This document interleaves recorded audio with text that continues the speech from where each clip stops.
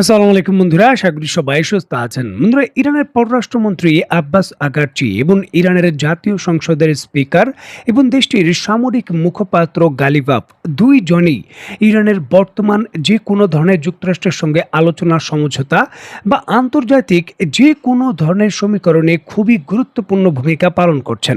আন্তর্জাতিক রিপোর্ট বলছে, নিশ্চয়ই দেখতে পাচ্ছেন, দ্য টাইমস অফ ইসরায়েল এবং ওয়াল স্ট্রিট জার্নাল সহ দ্য নিউ ইয়র্ক টাইমসের মতো সংবাদ মাধ্যম তাদের বক্তব্যে নিশ্চিত করছে যুক্তরাষ্ট্রের গোয়েন্দা সংস্থার উদ্ধৃতি দিয়ে ইরানের অত্যন্ত গুরুত্বপূর্ণ এই দুইজন ঊর্ধ্বতন কর্মকর্তাকে হত্যার ছক করেছিল ইসরায়েল।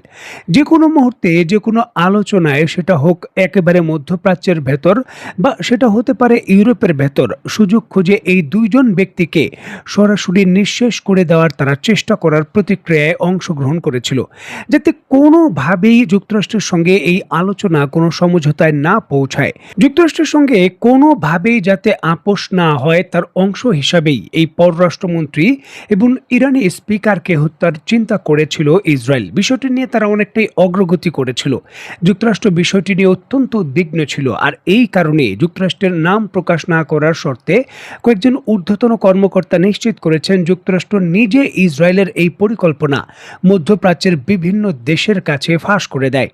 ইরানের সঙ্গে যোগাযোগ রয়েছে বা কূটনীতিক সম্পর্ক রয়েছে এই ধরনের মধ্যপ্রাচ্যের কয়েকটি দেশকে যুক্তরাষ্ট্র নিজে অনুরোধ করেছে ইরানকে এই বিষয়ে সতর্ক থাকার জন্য। দেখুন, খোদ যুক্তরাষ্ট্র যখন এই ধরনের তথ্য প্রকাশ করে, বিষয়টি নিয়ে তোলপাড় শুরু হয়ে গেছে যে চূড়ান্তভাবে ইসরায়েল এই চুক্তি মানবে কিনা বা যুক্তরাষ্ট্রের পূর্বেই পুনরায় ইরানে হামলা করে বসে কিনা। দেখুন, এই তথ্য এমন একটি গুরুত্বপূর্ণ সময় প্রকাশ করা হলো যখন ইরানের ভেতর ইরানের প্রয়াত যিনি সুপ্রিম লিডার ছিলেন আয়াতুল্লাহ খামেনি, তার শেষ বিদায়ের অনুষ্ঠান চলছে। এই অনুষ্ঠান চলাকালীন ইরানের বহু ঊর্ধ্বতন কর্মকর্তারা একত্রিত হবেন, একসঙ্গে তারা শ্রদ্ধা জানাবেন।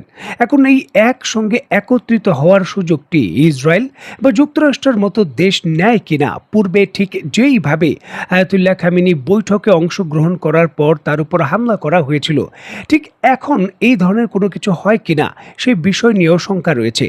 দেখুন, হামলা হতে পারে এই আশঙ্কায় ইরানের প্রয়াত যে সুপ্রিম লিডার রয়েছেন আয়াতুল্লাহ খামেনি, তার যিনি বর্তমান সন্তান আয়াতুল্লাহ খামেনি রয়েছেন মুজতবা আলী খামেনি, নিরাপত্তার ঝুঁকি থাকার কারণে তার নিজের পিতার যে শেষ বিদায়ের অনুষ্ঠান রয়েছে সেখানে তিনি অংশগ্রহণ করেননি।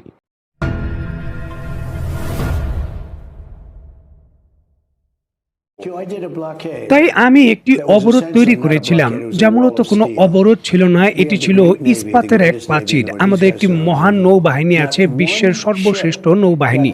এই লোকগুলো অবিশ্বাস্য, একটি জাহাজও ইরানের পার হতে দেয়নি। তাদের ৩০০% মূল্যস্ফীতি রয়েছে, তারা কোনো টাকা উপার্জন করছে না। তাই আমরা কিছু টাকা নেব এবং আমরা তাদের জন্য কিনবো, তাদের খাবারের প্রয়োজন, তাদের ভুট্টা, গম, সয়াবিন প্রয়োজন, এবং আমরা একচেটিয়া ভাবে আমাদের আমেরিকান কৃষকদের দিয়ে তা সরবরাহ করব। ধরে নিচ্ছে আমরা সেই অবস্থানে পৌঁছবো যেখানে আমাদের পৌঁছানো উচিত। আমার মনে হয় আমরা সেখানে পৌঁছতে পারবো। তাদের শক্তি চলে গেছে, তাদের বাহাদুরি চলে গেছে। যদি তারা বাইরে থেকে বেশ ভালো একটা ভান করে বা মুখোশ বজায় রাখছে, তাদের কেবল একটি জিনিসই আছে, তা হলো ফেক নিউজ বা ভুয়া খবর। দ্য নিউ ইয়র্ক টাইমস সেদিন বলেছিল যে 4 মাস আগের তুলনায় ইরান এখন আরো ভালো অবস্থানে রয়েছে। আমি বললাম, একটু দাঁড়াও, তাদের সামরিক বাহিনী শেষ হয়ে গেছে, তাদের মূল্যস্ফীতি 5% থেকে 300% হয়ে গেছে, তাদের নেতা চলে গেছে, তাদের দ্বিতীয় সারির নেতা চলে গেছে, তৃতীয় সারির কিছু নেতাও চলে গেছে, তাদের জেনারেলরা বেশিরভাগই চিহ্নিত হয়ে গেছে। কিন্তু তারা বলছে যে 4 মাস আগে আমরা আক্রমণ করার আগের তুলনায় আজ তারা আরো ভালো অবস্থানে রয়েছে। না, আমরা খুব শক্তিশালী ছিলাম। যুক্তরাষ্ট্রের সংবাদ মাধ্যমগুলো বলছে 4 মাস আগে ইরানে হামলা করার পূর্বে ইরান যতটা শক্তিশালী ছিল, হামলার 4 মাস পর ইরান আরও বেশি শক্তিশালী অবস্থানে চলে গেছে। তাদের ক্ষমতা পুরোপুরিভাবে এখন কট্টরপন্থীদের হাতে। দেশটির অভ্যন্তরে রাজনৈতিকভাবে বিভেদ থাকলেও দেশের যে সার্বভৌমত্ব রয়েছে সেই ইস্যুকে কেন্দ্র করে ঐক্য বেড়েছে। দেশের প্রশাসনিক দক্ষতা, বিশেষ করে কঠিন পরিস্থিতিতে সরকার টিকিয়ে রাখা, যুদ্ধ বাহিনীকে একটি সুপার পাওয়ারের বিরুদ্ধে যুদ্ধ করার কৌশল নির্ধারণের যে সক্ষমতা, এই সকল কিছুই এই 4 মাসের ভেতর তারা অর্জন করে নিজেদের যে প্রশাসনিক কাঠামো রয়েছে সেটা আরও শক্তিশালী অবস্থানে নিয়ে গেছে। যুক্তরাষ্ট্র চাইলেই এখন ইরানের যে সরকার রয়েছে তাকে উৎখাত করতে পারবে না, কারণ তৃতীয় এবং চতুর্থ শ্রেণীর যে নেতা রয়েছেন কি করে কাজ করবেন সকল কিছুই সেট আপ হয়ে গেছে। ইস্যুটিকে কেন্দ্র করে যুক্তরাষ্ট্র একটি স্ট্র্যাটেজিক কৌশলের অংশ হিসাবে ইরানকে যে $6 বিলিয়ন অর্থ ছাড় দিয়েছিল, বা যেগুলো ইরানের অর্থ ছাড় দেওয়ার কথা ছিল, যুক্তরাষ্ট্র এখন সিদ্ধান্ত নিয়েছে সেই অর্থ এখন সরাসরি তরলকৃত অর্থ হিসাবে ইরানের হাতে দেওয়া হবে না। ইরান যুক্তরাষ্ট্রের বিভিন্ন কৃষি ফার্ম থেকে গম, ভুট্টা বা বিভিন্ন ধরনের যে কৃষিজ পণ্য রয়েছে সেগুলো ক্রয় করবে। কিছু কিছু ক্ষেত্রে ওষুধ ক্রয়েরও সুযোগ রয়েছে। এই বিপুল পরিমাণের $6 বিলিয়ন পণ্য যুক্তরাষ্ট্র থেকে ক্রয় করতে হবে। আর যুক্তরাষ্ট্র বলতে পারেন অনেকটা অর্থের বিনিময়ে পণ্য, ইরানের অর্থের বিনিময়ে পণ্য এই স্ট্র্যাটেজি নিয়েছে। যদিও ইরানের পক্ষ থেকে আনুষ্ঠানিকভাবে এই বিষয়ে এখনো নিশ্চিত করা হয়নি যে যুক্তরাষ্ট্রের এই নতুন কৌশলে তারা সম্মতি দিয়েছে কিনা। ইরানের পক্ষ থেকে নিশ্চিত করা হয়েছে তাদের সুপ্রিম লিডারের যে শেষ বিদায় রয়েছে সেই শেষ বিদায়ের অনুষ্ঠানের কারণে এখন তারা আনুষ্ঠানিকভাবে কোনো মন্তব্য করবে না। তাদের অবস্থান অনেকটাই অস্পষ্ট। তবে তারা নিশ্চিত করেছে শেষ বিদায়ের যে কার্যক্রম রয়েছে সেটাই শেষ হওয়ার পর যুক্তরাষ্ট্রের সঙ্গে আলোচনা এবং সমঝোতার ক্ষেত্রে তারা বড় ঘোষণা দেবে। অনেকে আশঙ্কা করছেন সেই ঘোষণার পরপরই হতে পারে যুক্তরাষ্ট্র এবং ইরানের মধ্যে দ্বিতীয় দফার যে সামরিক সংঘাত তার সূত্রপাত হতে পারে।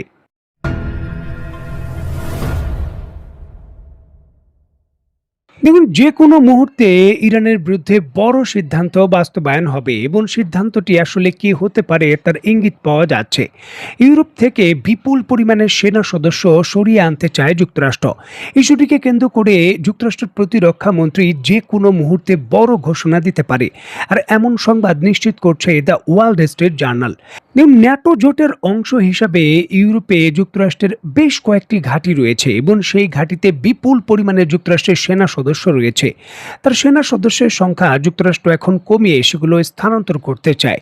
যদিও যুক্তরাষ্ট্র বিষয়টি এখনো পরিষ্কার করেনি এই বিপুল পরিমাণের সেনা সদস্য তারা কোন রিজনে স্থানান্তর করবে, তবে সেটি সম্ভাব্য হতে পারে মধ্যপ্রাচ্য বা মধ্যপ্রাচ্যের উপসাগরীয় দেশগুলো।